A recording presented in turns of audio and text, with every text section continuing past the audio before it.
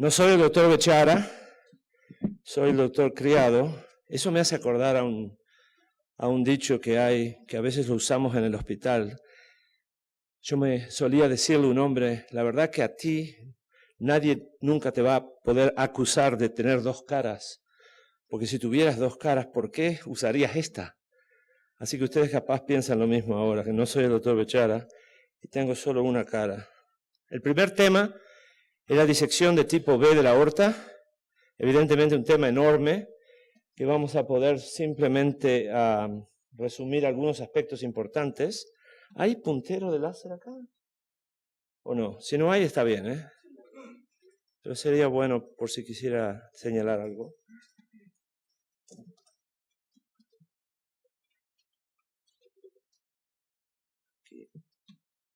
Muchas gracias. En los Estados Unidos, para darle una idea de la prevalencia y la frecuencia de esta enfermedad, se estima hoy en día que hay algo así como casi 15,000 casos nuevos de disección aguda de la aorta en general.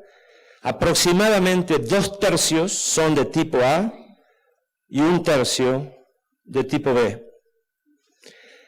No hay duda de que lo mismo que con los aneurismas, estamos viviendo en una nueva era de tratamiento de esta enfermedad tan compleja y tan difícil de entender.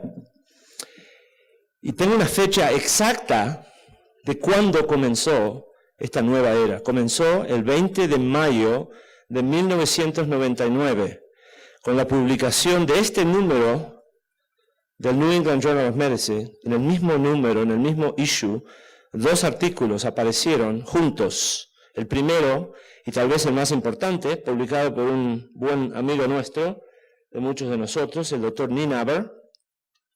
Y el segundo, inmediatamente a continuación de este, por el doctor Michael Dake.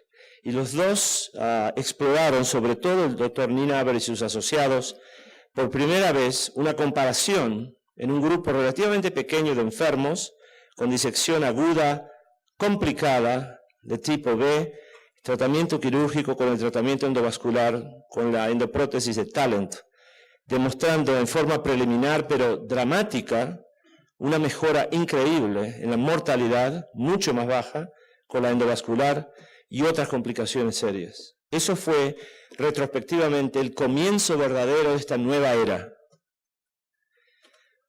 Otro desarrollo muy importante en la época contemporánea de esta enfermedad fue la formación y organización del Registro Internacional de Disección Aguda de la Aorta, lo que se llama el IRAD. Mucho, pero mucho del conocimiento que tenemos hoy en día acerca de esta enfermedad y el entendimiento más claro y nuevo viene de trabajo, evidencia y muchas cosas que este grupo ha producido y publicado y lo continúan haciendo. Esencialmente, cuando colocamos una endoprótesis dentro de la aorta para disección aguda de tipo B, tenemos 3 o 4 objetivos principales e importantes. Los más importantes tal vez son los primeros 2. Cerrar la puerta de entrada y promover o inducir la trombosis completa de la falsa luz en el tórax. Porque lo que lo va a matar al paciente es la falsa luz, la luz falsa por encima del diafragma. Estamos hablando del estadio agudo. Además, expandir la luz verdadera si está comprimida o colapsada, que lo está en muchos casos, reducir el diámetro total de la aorta, después de todo esto se relaciona al diámetro total, y finalmente, y un poco más a largo plazo, promover lo que se llama el remodelado de la aorta. Vamos a hablar un poquito de cada una de estas cosas, pero muy brevemente. El cierre de la puerta de entrada. Es algo que conceptualmente es muy fácil, evidentemente muy importante. Hay algunos casos, como este, por ejemplo, que son muy simples. Hasta un cirujano vascular lo puede entender a esto. Tal es la simpleza de esto. Miren este enfermo, por ejemplo, con una puerta de entrada enorme. Si les pudiera mostrar esto en forma dinámica, real time, verían que hay un flujo casi tan grande que se ve angiográficamente a la luz falsa como lo hay a la parte distal de la aorta, y una puerta de entrada única. Además, una disección de tipo 3A, bastante limitada, que termina por encima del diafragma, muy fácil de tratar con simplemente una endoprótesis de 15 centímetros, única y nada más. No hay problema. Aquí hay otro ejemplo diferente, otro enfermo similar. El problema es de que esto es la excepción a la regla. La regla es de que estos casos son mucho más extensos, más frecuentemente, son de tipo 3B, es decir, van hasta la bifurcación, hasta la ilíaca. Además, hay entradas múltiples y reentradas múltiples, y en muchos casos es literalmente imposible poder determinar cuántas hay, que constituye la base y el fundamento en los cuales muchos de nosotros nos basamos para promover esta nueva política de realmente cubrir más, no menos, de la aorta. Por lo menos 20-25 centímetros en la mayoría de los casos en el estadio agudo. Y esto es algo que lo hemos visto, y una de las lecciones que hemos aprendido a lo largo del tiempo, porque realmente es prácticamente imposible saber cuántas de esas existen. Entonces, en la mayoría de los casos, la mayoría de los expertos hoy en día, pero no todos, están empezando a cambiarse en su manera de pensar acerca de la estrategia y tratan de cubrir por lo menos, yo les diría, la mitad del largo de la descendente en el tórax, o aún 2/3. Y si la indicación es ruptura, todo el largo de la aorta descendente.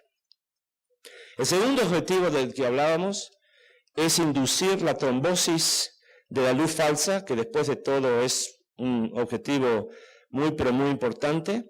Hay casos en los cuales no raramente uno termina con trombosis parcial de la luz falsa, como ven aquí.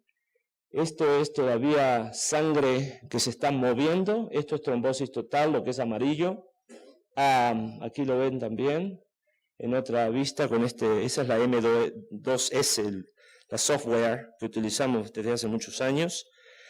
Esto, hecho es interesante, en un estudio que viene de ese registro de que hablábamos, de la aorta, de la disección aguda de aorta, en un estudio importante, pero que no ha sido reconfirmado por otros, y hay uno más reciente que tiende a negarlo, pero de todas maneras, en un estudio muy importante que se publicó en el año 07, como ven acá, en el New England Journal también, demostró que si uno divide a estos pacientes, y estos son pacientes sin tratamiento que ellos habían estudiado, no después de endoprótesis, sin tratamiento, pero sin intervención, digamos, pero con tratamiento médico.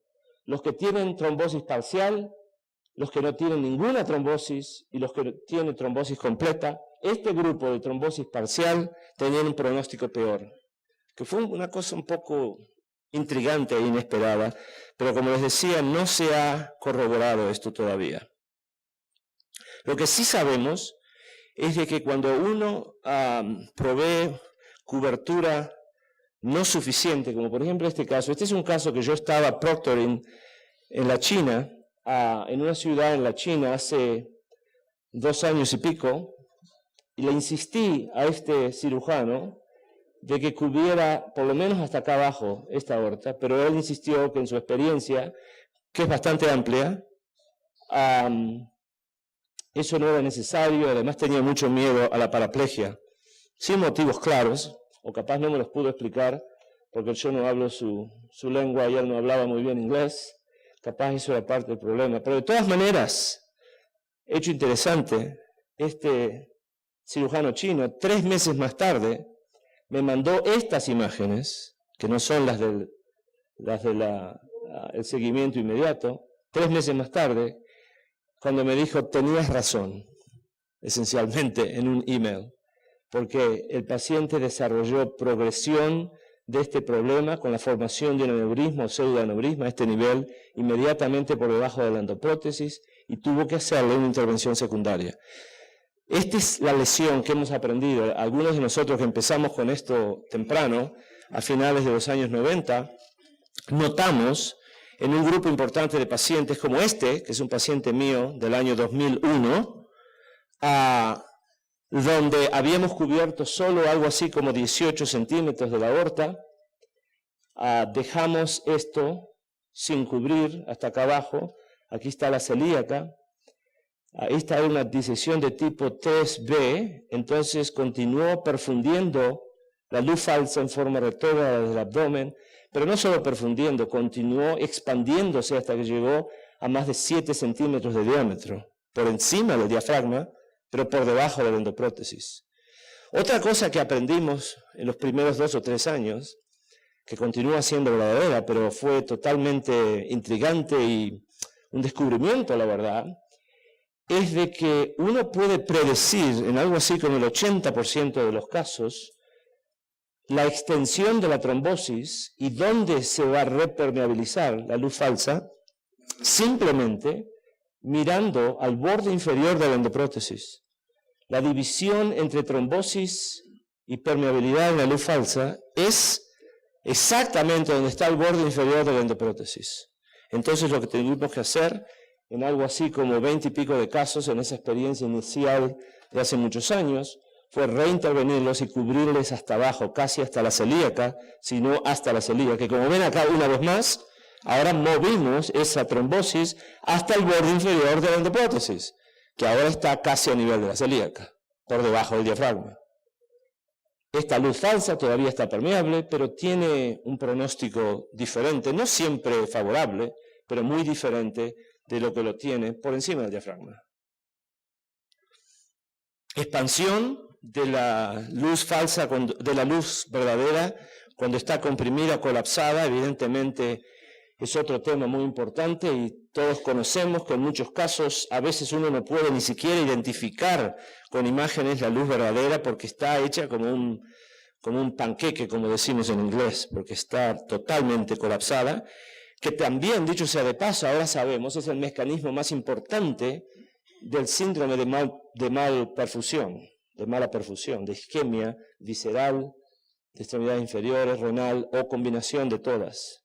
Ustedes se acuerdan que por décadas se ha hablado de todas estas teorías de la activa, de la dinámica, de no sé qué más, de por qué ocurre la mala perfusión. Ocurre por esto en 90% de los casos. Por eso es que se soluciona simplemente, entre comillas, poniéndoles una endoprótesis por arriba y redireccionando toda la sangre por la luz verdadera y cerrando la luz falsa, reexpandiendo la luz verdadera. Eso es todo lo que se requiere en la gran mayoría de los casos en el estadio agudo para solucionar la mala perfusión. Aquí ven un ejemplo de cuán comprimida puede estar, y seguro todos hemos visto esto alguna vez, capaz frecuentemente, por la luz falsa. Cuando ven una imagen así, nunca tienen que preguntarse cuál es una luz y la otra, siempre la más pequeña es la luz verdadera, y siempre la más grande y más circular es la luz falsa. Reducción del diámetro total, evidentemente es importante. Hay estudios como por ejemplo este muy importante de una autoridad en este sentido de Yale en Estados Unidos que publicó este artículo el año pasado, demostrando lo que ellos llaman de hinge points, que no sé cómo traducirlo, pero de todas maneras es un umbral, digamos, de diámetro para la patología aórtica de cualquier tipo, por encima del cual, cuando el diámetro sube por encima de 6 o 7, el riesgo y la incidencia de ruptura y muerte son increíblemente altos, dramáticamente más altos que lo son por debajo. Para la aorta torácica, más o menos, eso es entre 6 y 7 centímetros de diámetro. Entonces el diámetro total, como en este caso donde había expansión aguda del diámetro a ese nivel en el tórax, por ejemplo, en este caso esa fue la indicación para el tratamiento y es uno de los elementos para clasificar a un caso como complicado versus no complicado. Si tiene expansión aguda del diámetro, eso también es complicante, junto con la mala perfusión y la ruptura. Son los 3 elementos de la definición de lo que es complicado. Bueno, esto del remodelado es un hecho muy interesante, porque a pesar de las complejidades de esta enfermedad y de tantos aspectos que todavía no lo tenemos claro, a cambio de lo que ocurre con aneurismas degenerativos o arterioscleróticos.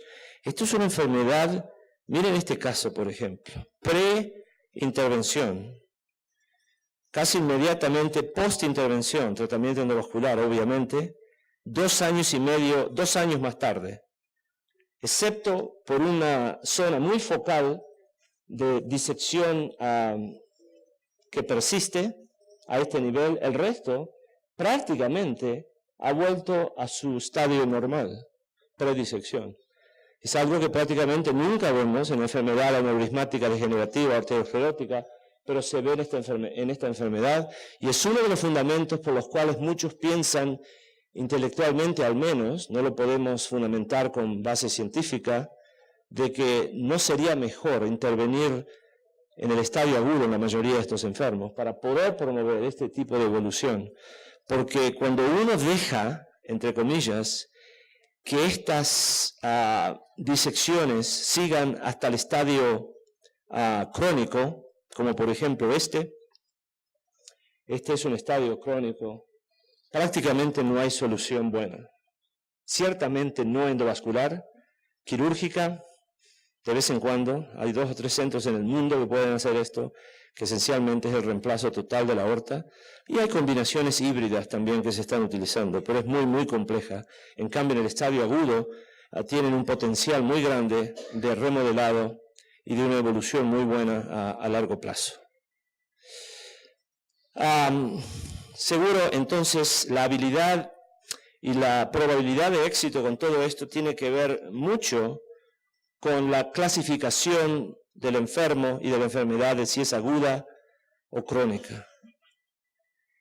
Sabemos que estamos todavía con esta definición antigua que surgió hace décadas, diciéndonos de que es aguda en las primeras 2 semanas y en el día número 15 es crónica.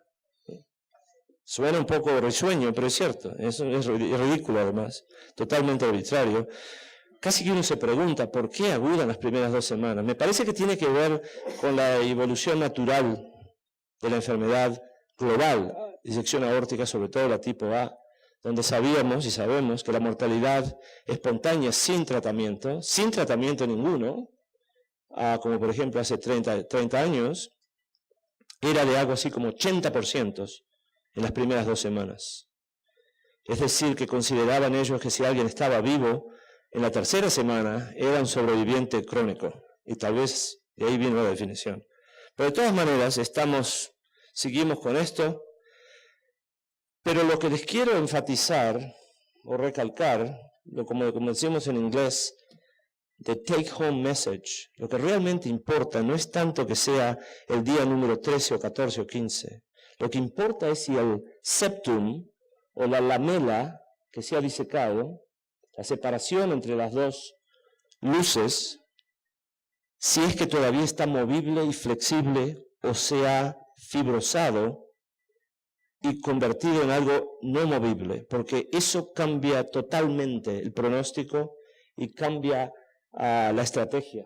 Durante el estadio agudo, independientemente de cuán colapsada esta luz está, casi que no importa, porque se va a repermeabilizar y se va a reexpandir totalmente o casi totalmente sin problemas, en horas, seguramente en 1 o 2 días, después de colocarle una endoprótesis arriba y cerrarle la puerta de entrada, sin duda. Además, tiene un impacto enorme en lo que se llama el sizing, es decir, para dimensionar la endoprótesis, que dicho sea de paso es otra cosa que nos costó muchos años entender, allá hace 8 o 9 años, porque uno se enfrentaba a un caso como este, por ejemplo, donde uno tiene un diámetro aquí de 34 milímetros y un diámetro aquí de 12 milímetros. Y dice, ¿cómo diablo vas a dimensionar eso? Es imposible. Bueno, lo que no entendíamos entonces es que no importa cuán pequeño es el diámetro de abajo, siempre y cuando tenga la capacidad de reexpandirse.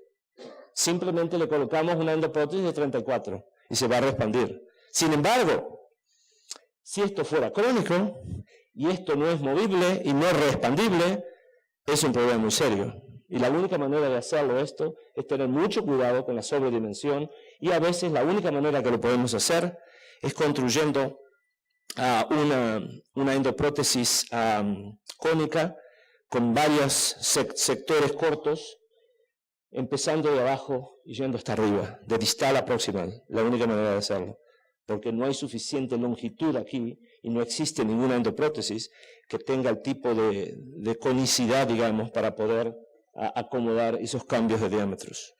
Ok, terminamos entonces. Hay tres, lo que llamaríamos critical issues. ¿Cuándo hacerlo? Es decir, ¿cuáles son las indicaciones y en qué momento hacer la intervención? ¿Cómo seleccionar la endoprótesis? Y ya hemos hablado un poquito de eso. ¿Y cuánto en longitud de la luz verdadera recubrir con la endoprótesis?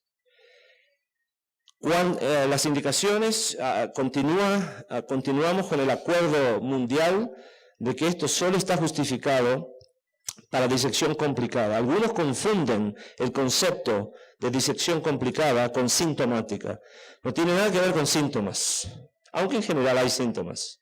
Pero no es sintomática o asintomática, es complicada o no complicada. Y complicada quiere decir ruptura, mala perfusión y diámetro agudo, expansión aguda del diámetro, más allá de 4 o 5 centímetros en el sector proximal de la aorta descendente o la parte distal del arco.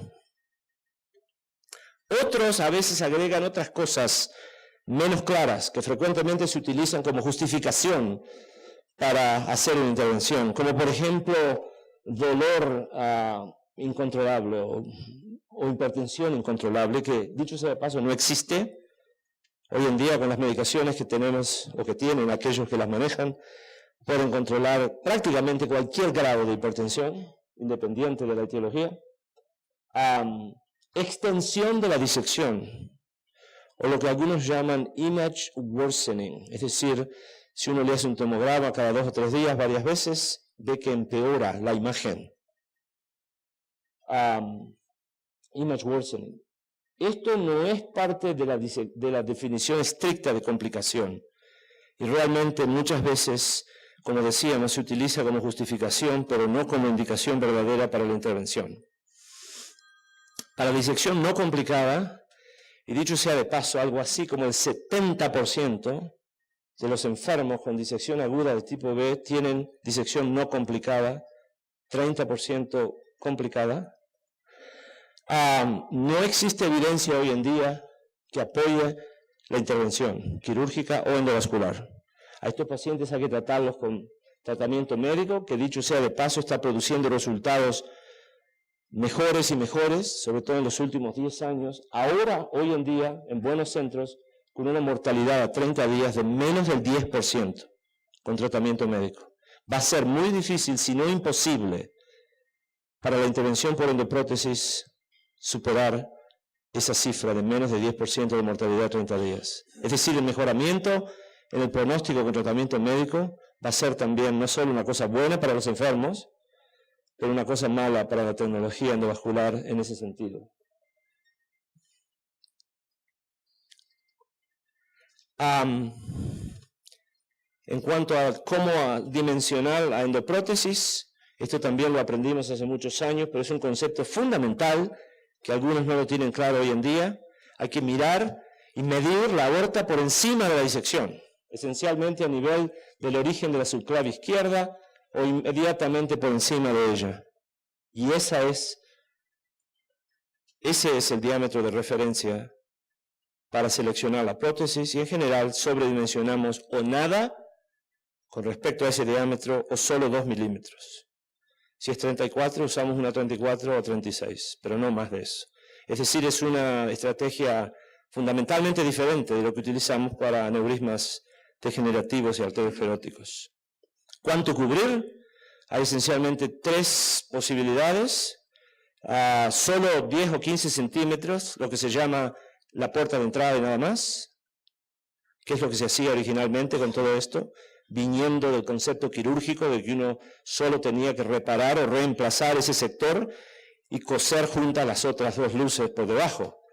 Seguro esto es fundamentalmente diferente del abordaje quirúrgico. Como decíamos, esto a veces funciona bien, pero sin embargo la trombosis, cuando ocurre, de la luz falsa en el tórax lleva tiempo para completarse y frecuentemente se incompleta, en por lo menos el 30% de los casos. Así que la mayoría de nosotros hemos evolucionado a esta situación donde cubrimos 20 a 25 centímetros de la aorta, esencialmente hasta el tercio o el comienzo del tercio inferior o distal de la descendente. Cuando la indicación es ruptura, que uno nunca puede saber dónde se rompió y cuántas zonas de ruptura hay, la única manera de hacerlo bien es cubrirle toda la aorta descendente, que es lo que hacemos, sin duda. ¿Cómo se define ruptura? Sangre por fuera de la aorta. Por ejemplo, una efusión pleural, que uno la aspira y tiene sangre, esa es una ruptura. No tiene por qué ser un paciente en shock o con hipotensión.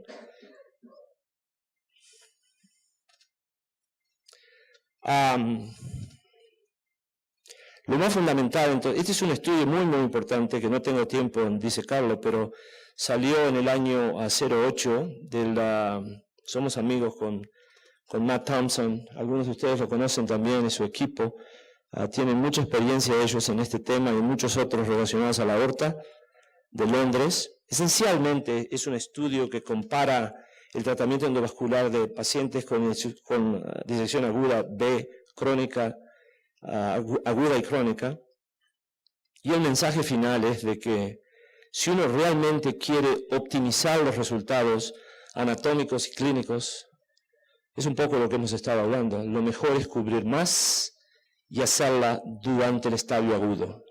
Cubriendo menos y tratar enfermos crónicos es muy subóptimo en la mayoría de los casos. Esto es lo que pasa frecuentemente cuando uno no cubre lo suficiente o en muchos casos donde tenemos una disección extensa to begin with, la de tipo 3B, que a pesar de nuestros esfuerzos y a veces a pesar de cubrir mucho de la aorta, como ven en este caso, continúa flujo retrógrado desde por debajo del diafragma. Para esto no tenemos una solución buena hoy en día, sobre todo en el estadio crónico, pero aún en el estadio agudo en algunos casos. No hay buenas soluciones. Y esto ha llevado a varias cosas, como las que hemos hablado en cuanto a cuánto cubrir, como te ven acá, pero además de eso, a este concepto que algunos han evolucionado, lo que se ha dado en llamar el petticoat stent graft. Petticoat es una sigla un poco ridícula, pero es una sigla que Nina Aver y sus asociados crearon en el año 06. La compañía Cook ha desarrollado este sistema que ellos llaman el TXD, D por disección, donde a uno le permite con una serie de stents no cubiertos continuar el recubrimiento de la luz verdadera hasta abajo, prácticamente hasta la bifurcación, cruzando las ramas viscerales y renales y colocando una endoprótesis más clásica o estándar en el sector proximal. Evidentemente esto también se puede hacer con cualquier otro dispositivo, no tiene por qué ser el TXD. Puede utilizar cualquier endoprótesis y cualquier stent metálico autoexpandible no cubierto para hacer esto. Y esto ya se está empezando a hacer. Este sistema fue recientemente aprobado en Europa. En Estados Unidos esto no está disponible porque los datos todavía no existen para justificar una aprobación por la FDA.